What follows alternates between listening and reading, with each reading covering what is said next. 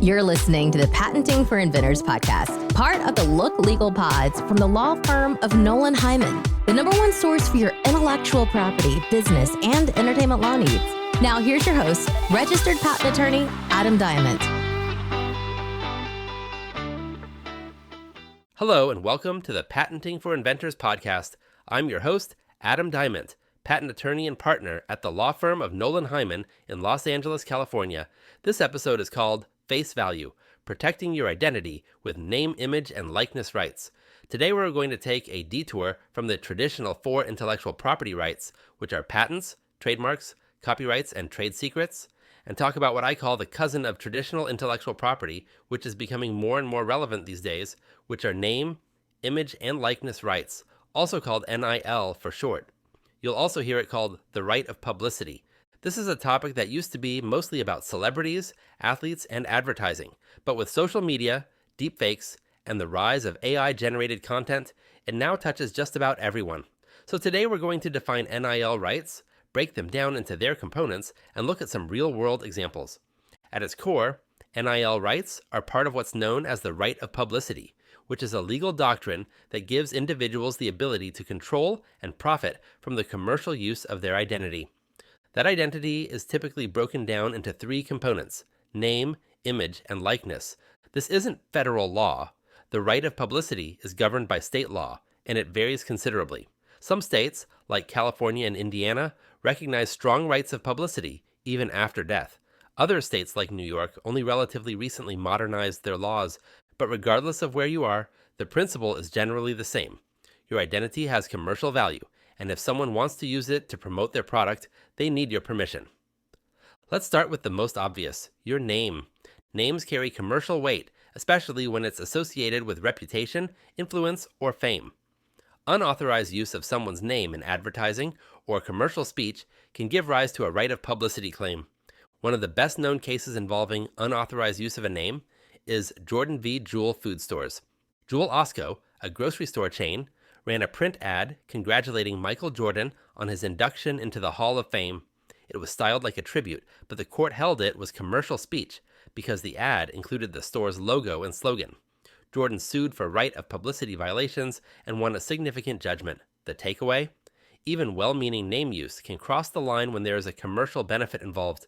Your image, meaning your actual face or visual likeness, is often the most misused element in the age of social media and digital advertising. Take, for example, the case of White v. Samsung Electronics America.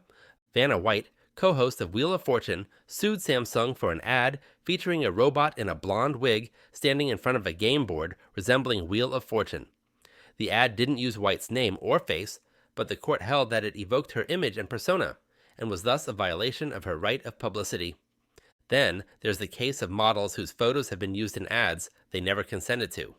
In Downing v. Abercrombie & Fitch, several surfers sued the clothing company after it published their photo, originally taken for a surfing magazine. The surfers hadn't given permission for that secondary use. The court sided with the surfers, ruling that use of their images in a commercial context was a misappropriation. This is why professional models, influencers, and even everyday people should be vigilant about image use, especially now that facial recognition and AI-generated images are creating entirely new legal questions. Likeness is a bit broader and trickier. It includes representations that evoke your identity, like a voice, a sound alike, or a character clearly based on you. One of the landmark cases here is Midler v. Ford Motor Company. Bette Midler declined to sing in a Ford commercial, so the company hired a sound-alike to imitate her voice. She sued, and the court ruled in her favor, saying that her voice was part of her persona that was protected. In another example, there's the case of Tom Waits v. Frito-Lay. It's a similar story. Tom's raspy, distinctive voice was imitated in a Doritos commercial after he refused to license it. He won over $2 million in damages. Again, no name or face used, but the likeness via his voice was enough. With the explosion of social media, NIL rights now affect people who never considered themselves public figures. That includes influencers, streamers, athletes, and really anyone whose identity has commercial potential. The NCAA's 2021 policy change allowed college athletes to finally profit from their name, image, and likeness. This came after years of lawsuits and pressure, including the Supreme Court's decision in NCAA v. Alston. This wasn't directly a right of publicity case. The court held that restrictions on education-related benefits violated antitrust laws. The ruling cracked open the door for name, image, and likeness compensation, and the NCAA quickly changed course. Now athletes are signing deals with brands, launching merch, and licensing their name and image, all activities that would have been violations under old NCAA rules. With AI and deepfakes, it's now really easy to take someone's name, image, and likeness. You can clone someone's voice, face, or even personality. Celebrities and public figures are particularly at risk, but anyone with a digital footprint can be mimicked. The right of publicity is now overlapping with deepfake laws, cybersecurity, and even biometric privacy statutes. Here are a few tips for those looking to safeguard their name, image, or likeness. First, register your trademarks. If your personal brand has commercial value, consider registering your name, slogan, or logo. 2. Be careful with licensing.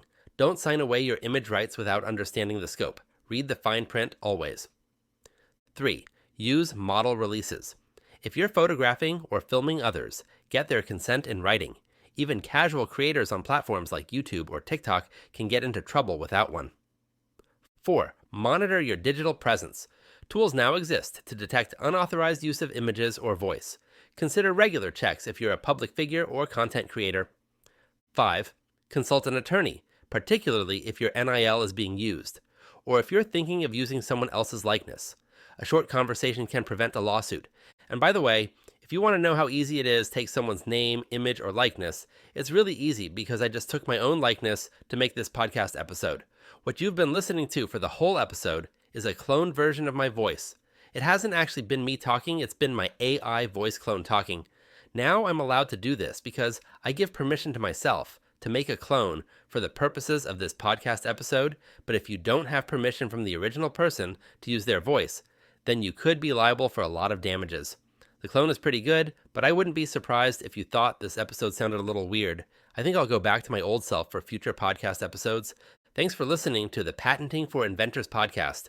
If you need help navigating intellectual property, such as patents, trademarks, copyrights, or business matters, give me a call at 424-281-0162.